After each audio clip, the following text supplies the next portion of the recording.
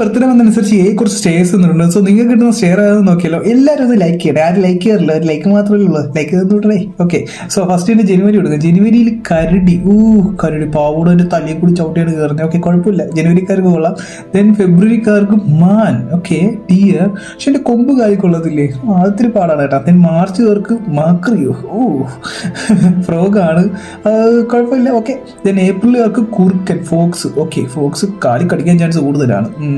Okay, then make എൻ്റെ കണ്ണുണ്ടോ, നല്ല രസമുണ്ടല്ലേ.